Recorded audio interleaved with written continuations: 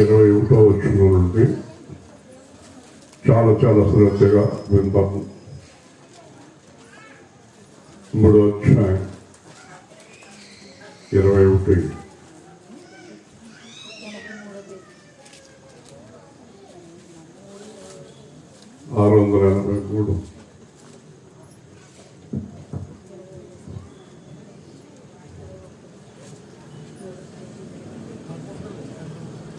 నేను దీన్ని జ్ఞాపకము చేసుకొనగా నాకు ఆశ పుట్టుచున్నది.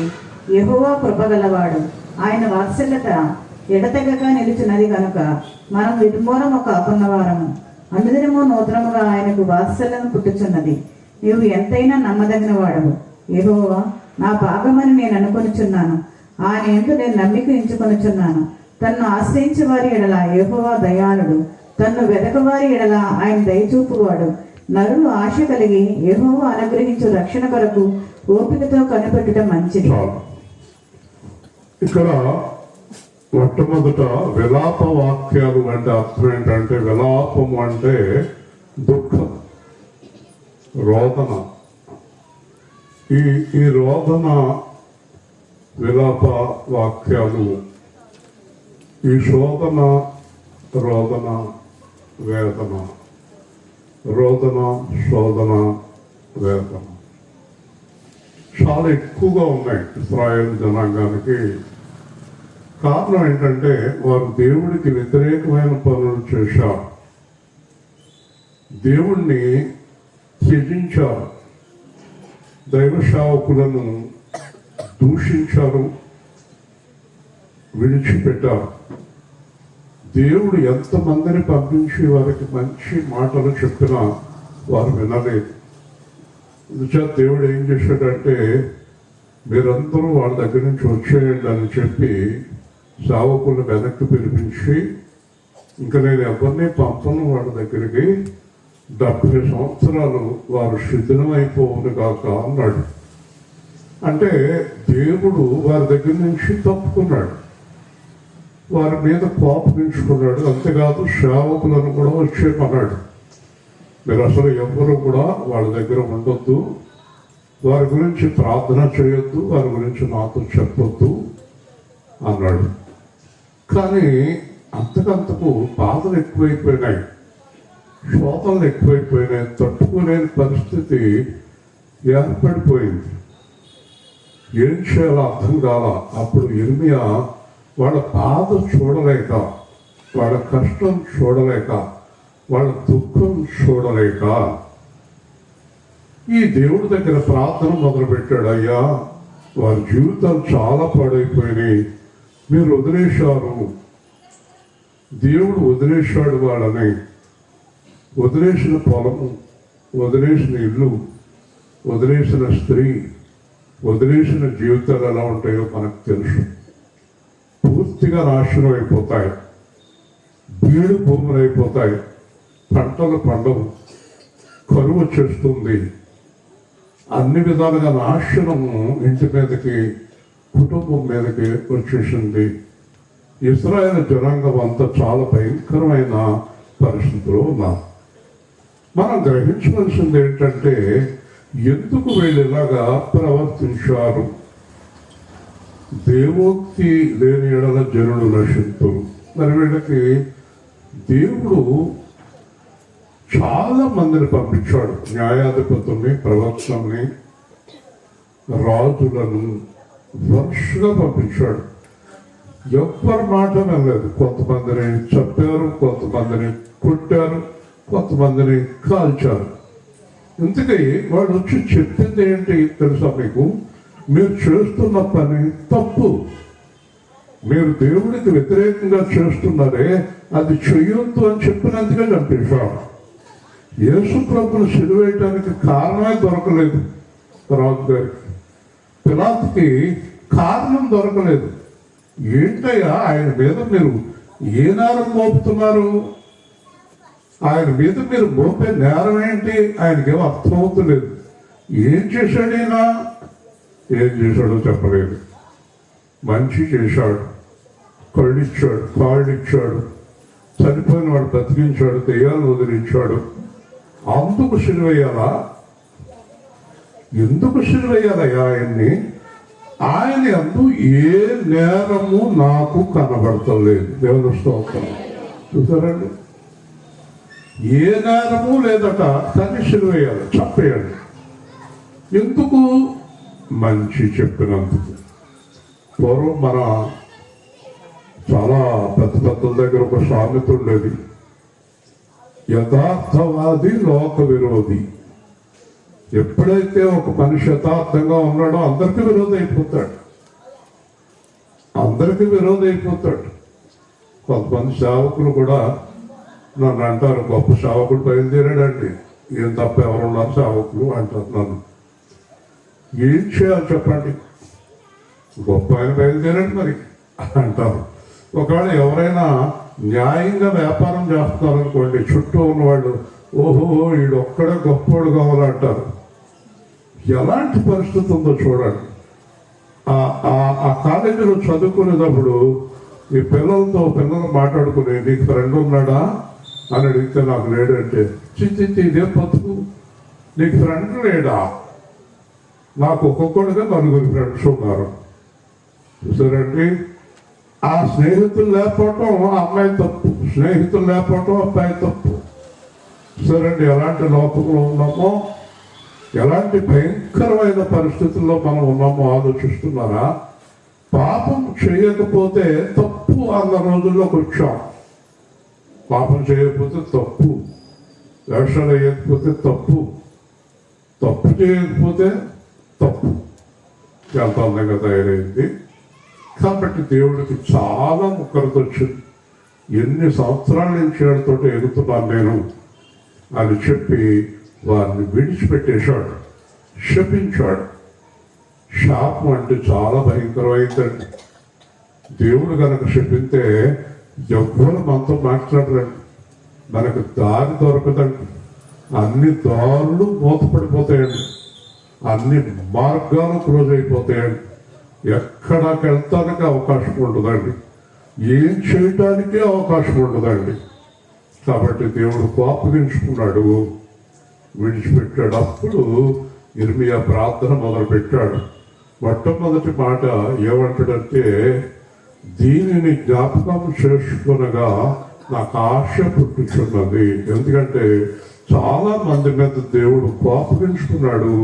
తర్వాత వాడు వేడుకున్నప్పుడు, వాడు కన్నీరు కార్చినప్పుడు, వాడు పాదాల మీద పడినప్పుడు తిరిగి ఆయనకు జాలి కలిగింది. హల్లెలూయా.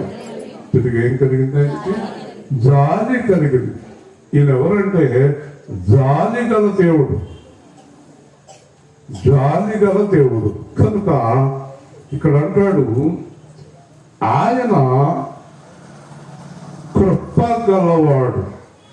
అంటే దేవుడు ఎలాంటి వాడు అంటే, ఎంత కోపం ఉందో అంత ప్రేమ ఉంటుంది లోపల, ఎంత కోపమో అంత ప్రేమ. ఒక రకంగా చెప్పాలంటే కోపము కంటే ప్రేమ ఎక్కువ ఆయనకి, సరే మరి. కాబట్టి ఆయన కృప గలవాడు, నాకు ఆశ పుట్టుచున్నది. చూసారండి, ఒక మనిషి గురించి మనం అనుకుంటాం ఆయన చాలా కోపడ్డాడు వెళ్ళిపోమన్నాడంటే, లేదు ఆయన మంచి ఆయన, కొద్ది రోజులు మనం ఓపిక పెడితే మళ్ళీ ఆయనకి జాలి వస్తుంది, ఆయన మీద నమ్మకం పెట్టుకోవచ్చు అంచేత నాకు ఆశ పుడుచున్నది. హల్లెలూయా. ఎందుకంటే దేవుని యొక్క లక్షణాలు అలాంటివి. కాబట్టి ఈ ఆశ కలిగి ఉండటంలో తప్పు లేదు, కానీ పాపం మాత్రం ఖచ్చితంగా విడిచిపెట్టవలసిందే. హల్లెలూయా. పాపం విడిచిపెట్టకపోతే జాలి కలగదండి, పాపం విడిచిపెట్టకపోతే జాలి కలగదండి. వింటున్నారా? పాపము విడిచిపెట్టి దేవుడి దగ్గరికి వచ్చి వేడుకుంటే ఆయనకు జాలి కలుగుతుంది. హల్లెలూయా. కాబట్టి ఇక్కడ ఏమంటాడంటే, ఆయన వాత్సల్యత ఎడతెగక నిలుచున్నది కనుక మనము నిర్మూలనము కాలేదు. ఎందుకంటే ఆయన ప్రేమ నిలబడి ఉంది. ఆయన ప్రేమ నిలబడి ఉంది. ఒకవేళ దేవుడు అనుకుంటే మనకి ఒక్క క్షణంలో ప్రాణం వెళ్ళిపోతుంది. హల్లెలూయా. ఇంకా ప్రాణం ఉంచాడు, ఇంకా ప్రాణం ఉంచాడు. కాళ్ళు చేతులు పడిపోలేదు, ఆరోగ్యంగానే ఉన్నాము. ఎందుకంటే దేవుని ప్రేమ వలన మన మీదకి పూర్తిగా శిక్ష రాలేదు. హల్లెలూయా. చూసారండి కదా. ఒకరోజు ఒక తండ్రి కుమారుడి మీద చాలా కోపగించుకున్నాడు, సరిగ్గా చదవట్లేదని. భార్యతో అన్నాడు, ఈ రోజు ఆడికి టిఫిన్ కానీ అన్నం కానీ పెట్టద్దు, పెట్టావంటే ఊరుకో అని వార్నింగ్ ఇచ్చి పెళ్ళడానికి ఆ పిల్లోడికి బాక్స్ పెట్టొద్దు, టిఫిన్ పెట్టొద్దు, అన్నం పెట్టొద్దు అని చెప్పేసి వెళ్ళిపోయాడు. ఆ నాన్న వెళ్ళిపోయాడు.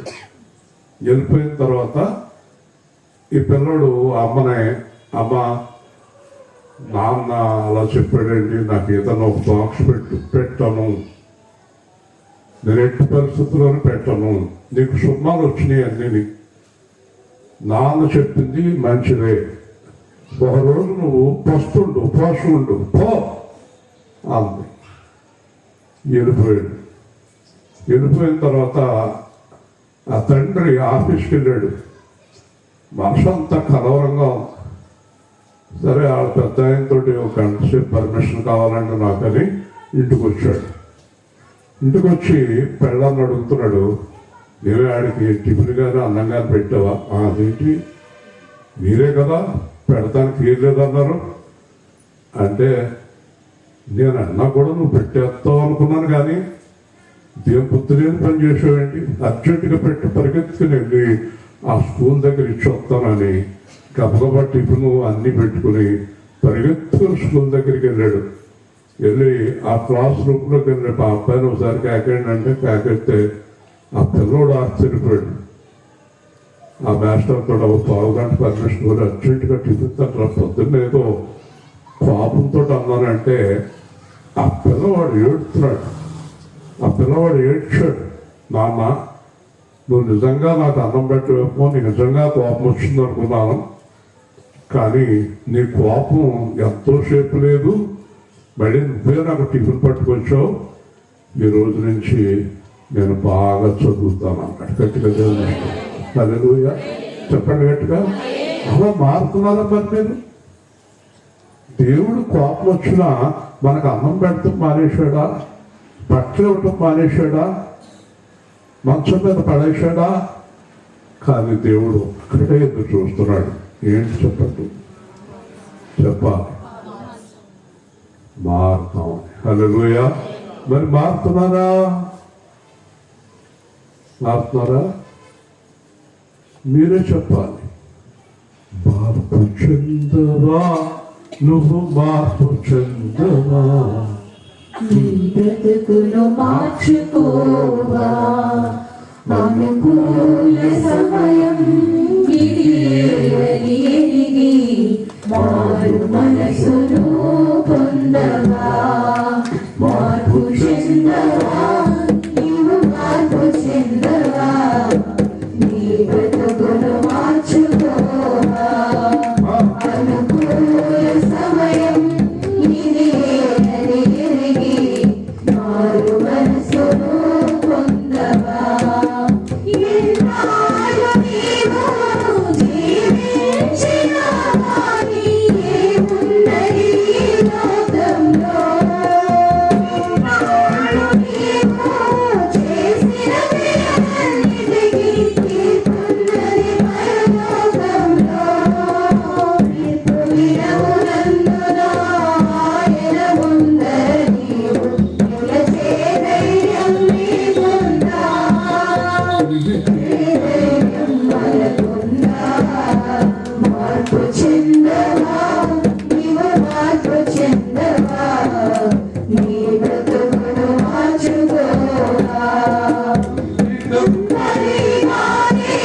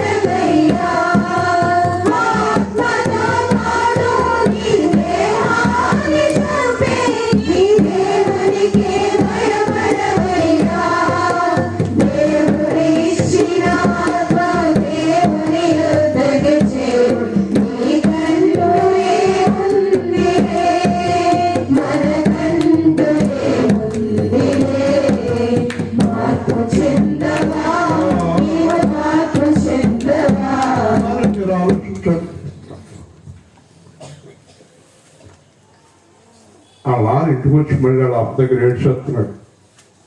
అదేంటి అలా చేసేవేంటి, వాడికి నిజంగా క్యారేజ్ పెట్టలేదేంటి, ఏంటే బాబు ఇంత ప్రేమ ఉంది నీకు మీ అబ్బాయి కదా అంట.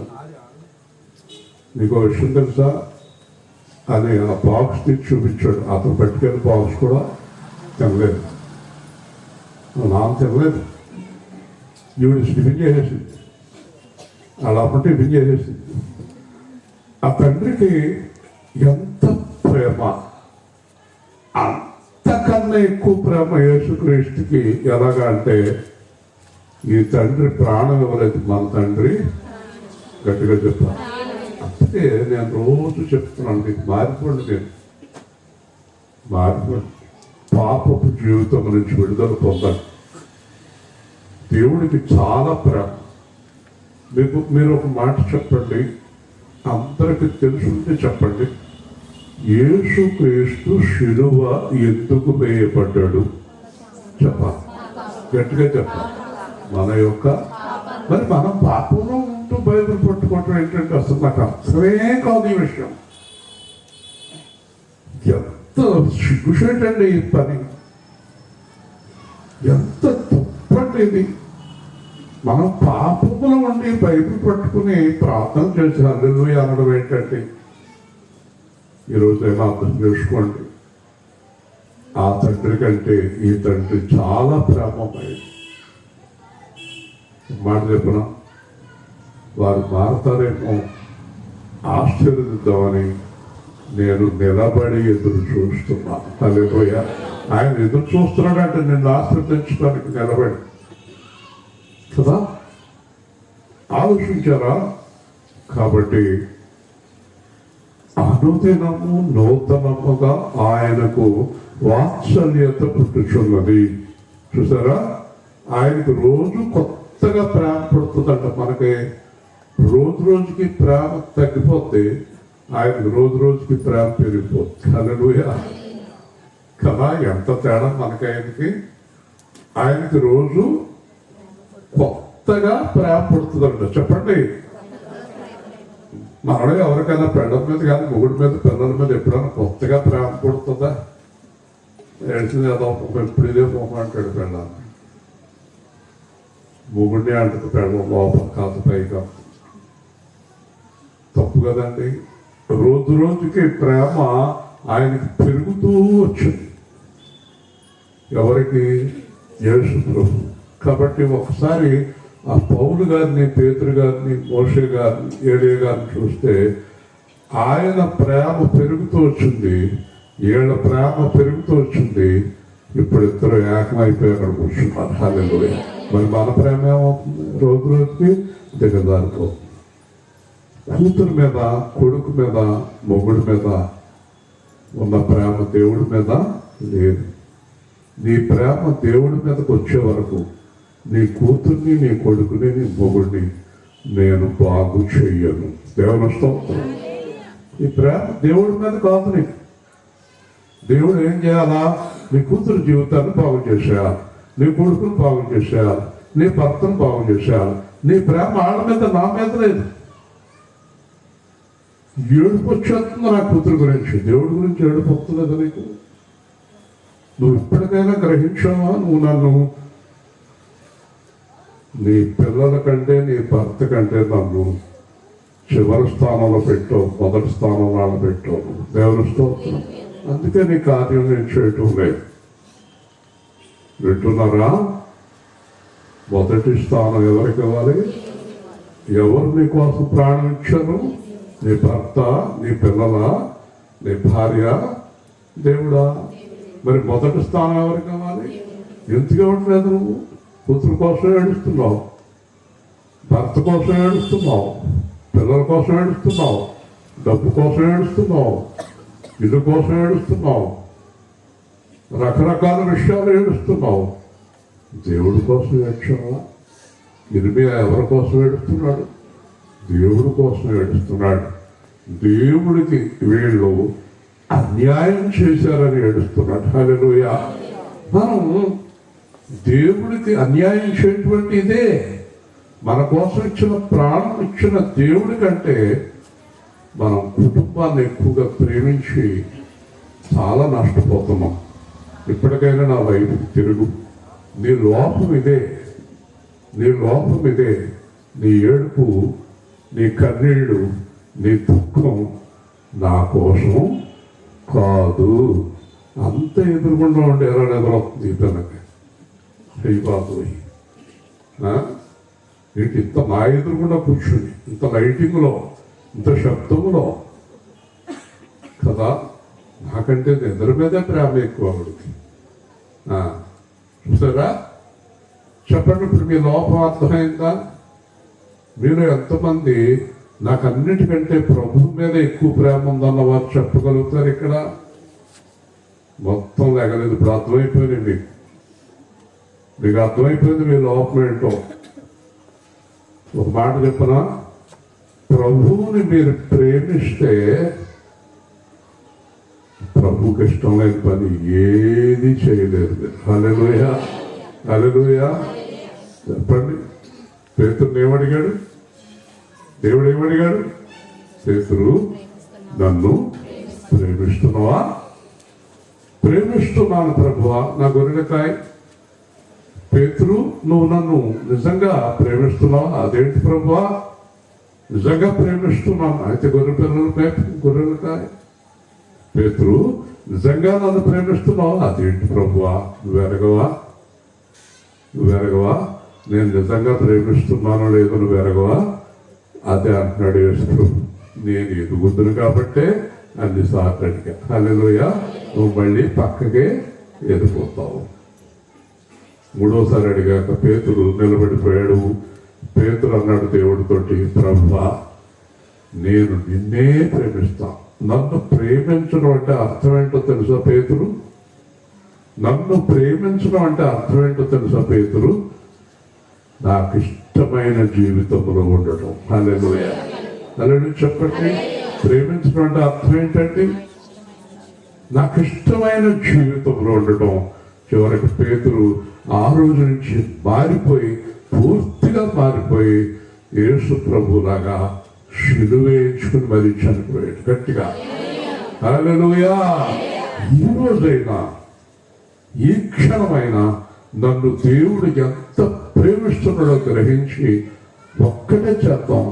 ఆయనకి ఇష్టమైన పని మనం బ్రతకుండగా చేయొద్దండి. హల్లెలూయా. ఒకరోజు మీరు అందరూ చేతులు ఎత్తేవారుగా ఉండాలి. నేను ప్రభు కంటే ఎక్కువగా ఎవరిని ప్రేమించటం లేదండి అని మన సంఘం అంతా, అన్ని వందల మంది కూడా చెయ్యెత్తేవారుగా మారిపోవాలి. హల్లెలూయా. గట్టిగా చెప్పండి, మీరందరూ మారిపోవాలి.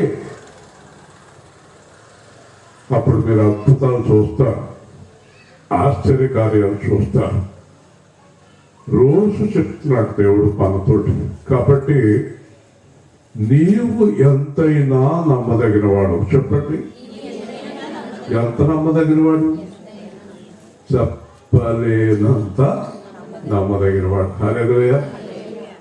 ఒక అద్భుత కార్యం జరిగింది రాజమండ్రిలో. మనం మంగళవారం ప్రార్థన చేశాను. కుమార్తె పుష్పకి మంగళవారం ఉపవాస ప్రార్థన జరిగింది. అమ్మా, నీకు ఎప్పటి నుంచి ఎదురు చూస్తున్న ఉద్యోగం ఇచ్చేస్తున్నాను, నువ్వు వేలుపూర్ మందిరానికి వచ్చి సాక్ష్యం చెప్పాలమ్మా అన్నా.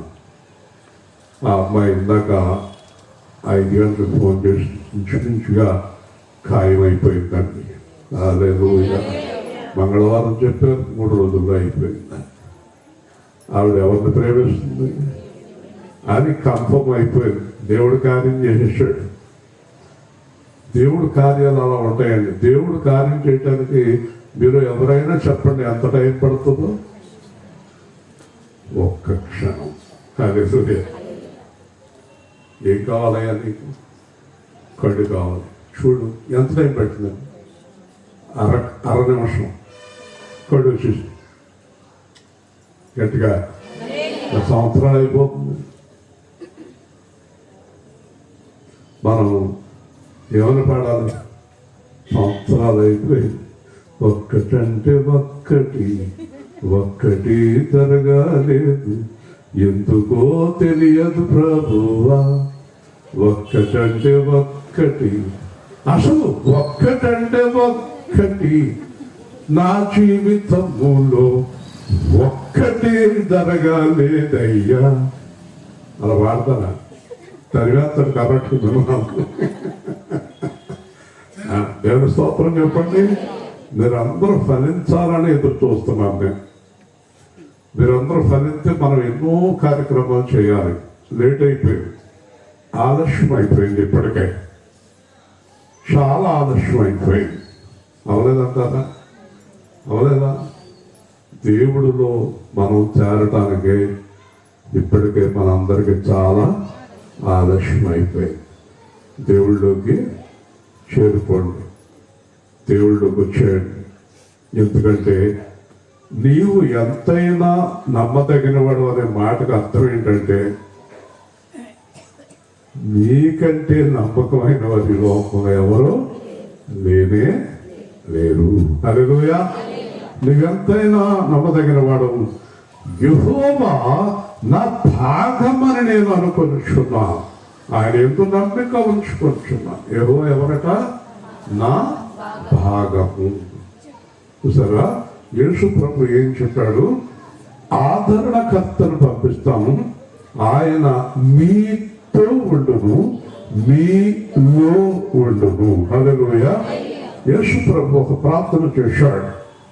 నేను తండ్రి ఏకమై ఉన్నలాగున నా వాక్యమందు నిలిచి ఉన్న వారితో నేను ఏకమై ఉంటును. హల్లెలూయా. చూసారండి, చూసారా?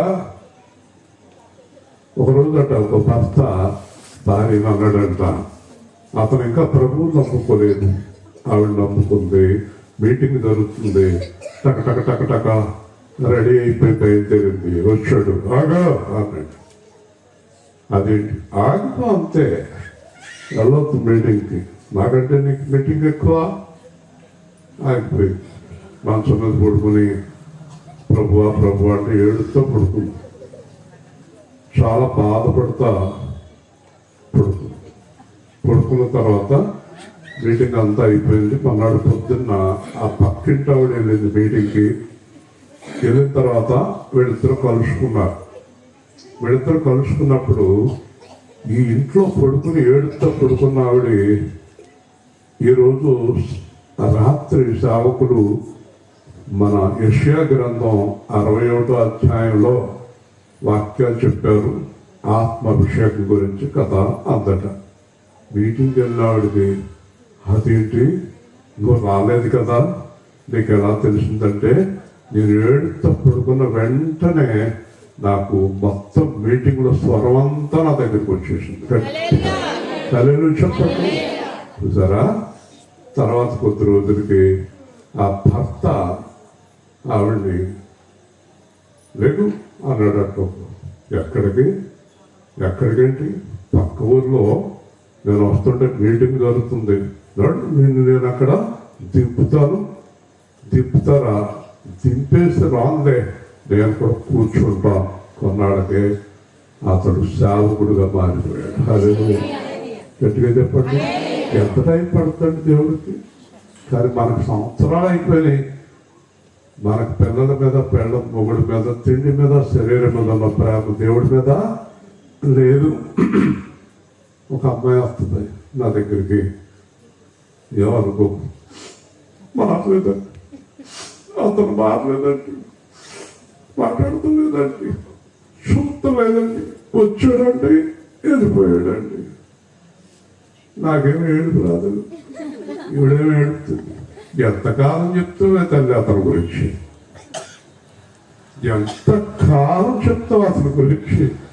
అతని గురించి నువ్వు ఆలోచిస్తూ మానేసి ఆ కన్నీరేదో యేసు ప్రభు గురించి కారిస్తే వచ్చిన ఇంట్లో కూర్చుంటాడు. దేవుని స్తోత్రం. అసలు ఈ రోజు నేను మనము తెలుసుకోండి. మీరు ప్రభువుకు దగ్గర అవ్వండి, మీకు కావలసిన వాళ్ళందరూ మీకు దగ్గర అవుతారు. హల్లెలూయా. ఎవరికి దగ్గర అవ్వాలి? ప్రభువుకి దగ్గర అవ్వాలి. శుక్రవారం ఎక్కొట్టింది, ఉపవాస ప్రార్థన ఎక్కొట్టింది, సువార్త ఎక్కొట్టింది, అన్నీ నాతో కలిపి చెప్పేస్తుంది. ఇప్పుడు 3 కోట్ల ఎగ్గొట్టాము. ఎందుకు మానేషో? దేవుడి దగ్గరికి ఎందుకు మానేషో? మానొచ్చిన అలాగా నువ్వు రా, తర్వాత వెనకాల వచ్చి కూర్చుంటాడు. అందరూ వస్తారు. దేవుడికి అసాధ్యమైంది ఏది లేదు అని నువ్వు చెప్పండి. కాబట్టి ఈరోజు అద్భుతమైనటువంటి మాట, ఆయన నా భాగము. చెప్పండి, నాలో యేసు ప్రభు, నీలో యేసు ప్రభు ఉంటే చాలునయ్యా ఎంతో ఆనందం. నాలో యేసు ప్రభు, నీలో యేసు ప్రభు ఉంటే చాలునయ్యా ఎంతో ఆనందం.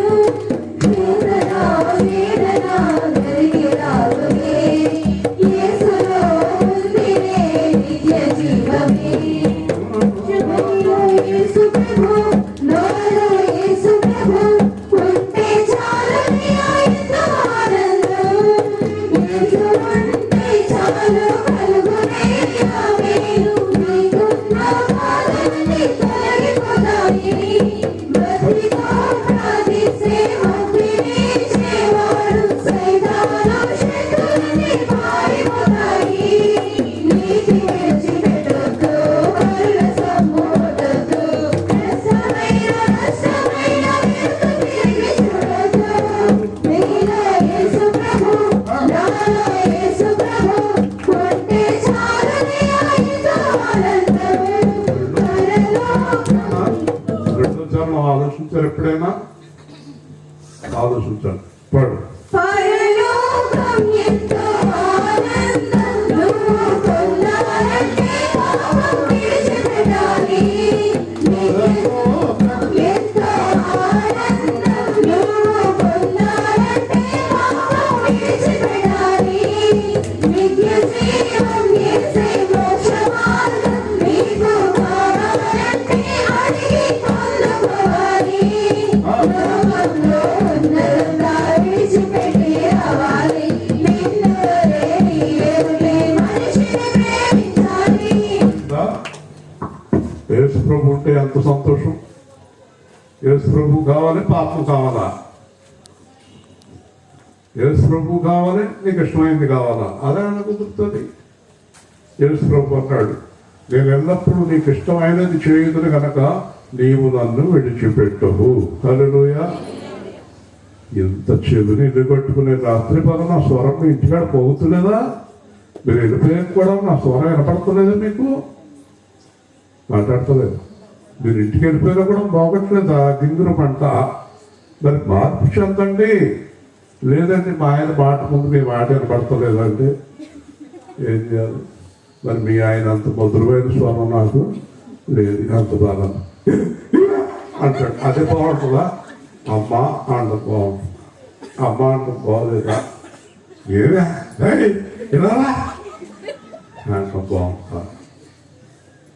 మృదువుగా మధురంగా అమ్మ ఇలారా అంట బాగోలేదు. మీకు ఆ పిచ్చి కేకలను వస్తున్నాయా? ఆ పిచ్చి మాటలను వస్తున్నాయా? కదా. ఈ స్వరం మర్చిపోతున్నారు ఇంటికి వెళ్ళి. ఈ స్వరం ఎవరిదో తెలుసా?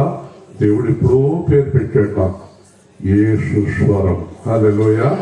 మన కార్యక్రమం పేరే యేసు స్వరం. టీవీలో అందరూ ఎదురు చూసేవారు ఆ కార్యక్రమం కోసం. కాబట్టి యేసు స్వరం. ఆ సత్యసాక్షి టీవీలో నా కార్యక్రమానికి అందరూ శుక్రవారం ఎదురు చూసేవారు. ఒకరోజు ఒక పాస్టర్ గారు ఎక్కడి నుంచో వచ్చిందట. వచ్చిన తర్వాత ఆవిడ అందట వాళ్ళు చెప్తారు, ఆ టీవీ వాళ్ళు, ఏంటమ్మా మీ కార్యక్రమం పేరంటే యేసు స్వరం అందంట. ఇతను అన్నాడంట, యేసు స్వరం ఇస్రాయేల్ గారికి ఇచ్చేసాం అమ్మా, మీకు లేదన్నాడంట. ఆయనకెత్తేంటి, ఆయనకంటే మేము ఇంకా బాగా చెప్తాం అన్నారంట. సరే అని చెప్పి అన్నీ ఆన్ చేసి ఆవిడని అక్కడ టీవీ కాడ నుంచోబెట్టి ఆవిడ మాట్లాడుతూ మొదలెట్టిందంట. మొత్తం ఎక్కడ వాళ్ళు అక్కడ పీసిపోయి పారిపోయినట్ట. తర్వాత అన్నారంట, అమ్మ నీ ప్రోగ్రాం టీవీలో ఏం తల్లి, పైగా యేసు స్వరమా తల్లి, అదేం మాటలు పోయావా కూర్చో చచ్చావు, ఏం మాటలమ్మా తల్లి, ఆయన మాటలు ఒక్కసారి అన్నాడట. మృదువైనటువంటి స్వరం యేసు ప్రభుది, మెల్లనైన స్వరము, మధురమైన వారు. దేవుని స్తోత్రం. హల్లెలూయా. కాబట్టి ఆ యేసు స్వరం మీ చెవుల్లో మోగుతులేదు. ఆ పాపం చేయొద్దన్న స్వరం రాత్రి పగలు చెప్తున్నాను మీకు. ఒకసారి ఇంటికి వెళ్ళి ఆలోచించండి. ఆ పిల్లల మీద, ఆ ఇంటి మీద ఉన్న ప్రేమ దేవుడి వైపుకి తిప్పుకో. దేవుడి వైపుకి తిప్పుకో. అక్కడ ఎవరో స్వరం వినిపిస్తున్నారు కదా. దేవుడి వైపుకి తిప్పుకో. తర్వాత ముగింతున్నాను. ఇంకా చూసుకోండి. ఆయన యందు నేను నమ్మిక ఉంచుకొనుచున్నా. చూడండి, తన్ను ఆశ్రయించు వారి ఎడల యెహోవా దయాళుడు. అని చెప్పండి. తన్ను ఆశ్రయించు వారి ఎడల. మనం ఎవరిని ఆశ్రయించాలి? దేవుణ్ణి. ఏ విషయంలో? అన్ని విషయాల్లో. అలాగా నా మీదే ఆధారపడ్డారు. ఎందుకంటే నిన్న మనం బస్సులో వెళ్తున్నాం. నేను చాలా ప్రార్థన చేశాను నిన్న. ఎందుకంటే రాజమండ్రి దగ్గరికి వెళ్తాం, ఏదేదో గుర్తుకొస్తా ప్రార్థన చేస్తా కూర్చున్నాం. ఈ ఆటో వాళ్ళు కూడా అప్పుడప్పుడు ఫోన్ చేస్తున్నాం. ఆ భయం అలా ఉండిపోయింది. ఆ ప్రార్థన చేసేటప్పుడు నేను ఒక మాట దేవుణ్ణి అడిగాను. ప్రభు, మొట్టమొదట నిన్ను నమ్మారు, సంఘం నిన్ను నమ్మారు, నీ గురించే సువార్త వస్తున్నారు. తర్వాత నన్ను నమ్మారు. దేవుని స్తోత్రం. నేను రమ్మంటే ఇంతమంది బయలుదేరి ఆటోలో బస్సుల్లో వస్తున్నారు. ప్రభు, ఎవ్వరికి ఎలాంటి ప్రమాదం జరగకూడదని ఆ వెళ్ళి ఇంటికి వచ్చే వరకు నేను ప్రార్థిస్తూనే ఉన్నాను. కాబట్టి ఇక్కడ మనం ఆయన ఆశ్రయించు వారి ఎడల, ఒక మనిషినైన నేనే మీ గురించి ఎంత ఆలోచిస్తే దేవుడు ఎంత ఆలోచిస్తాడు. హల్లెలూయా. ఆయన ఆశ్రయించు వారి ఎడల దయాళుడు. చక్కని మాట. తన్ను వెతకు వారి ఎడల దయ చూపువాడు. ఎవరిని వెతకాలండి? చెప్పండి. రాత్రి పగలు దేవుణ్ణే వెతకాలి. రేయి పగలు వెతికానయ్యా, రేయి పగలు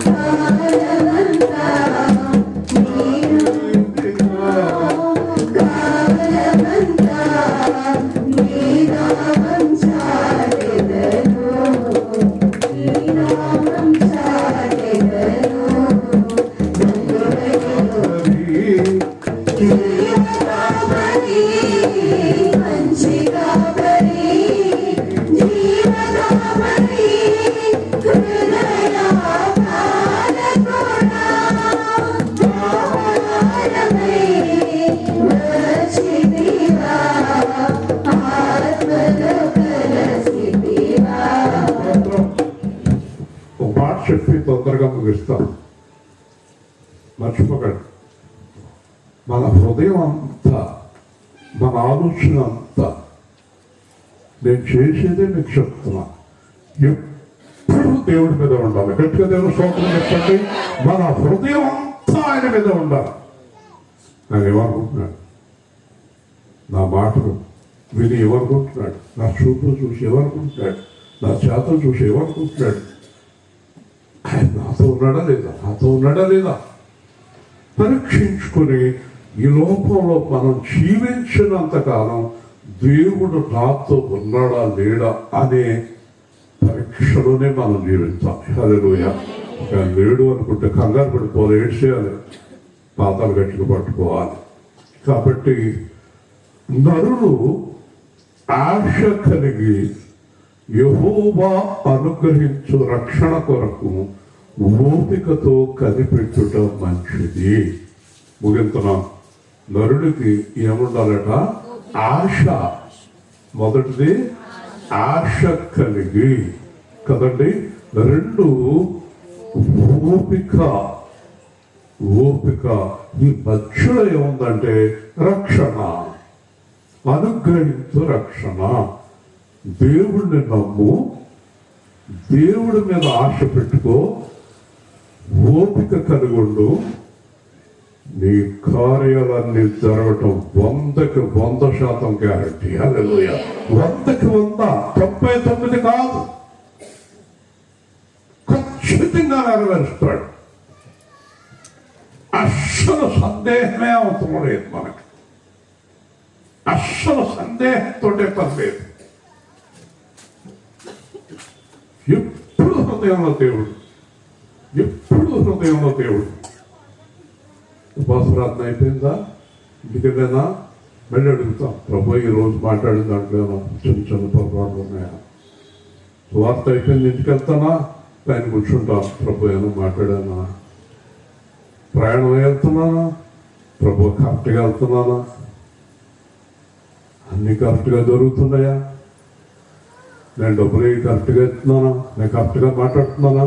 నా నిర్ణయం కరెక్టేనా? ఇలాగా తమాను పరీక్షించుకుంటూ ఉండాలట.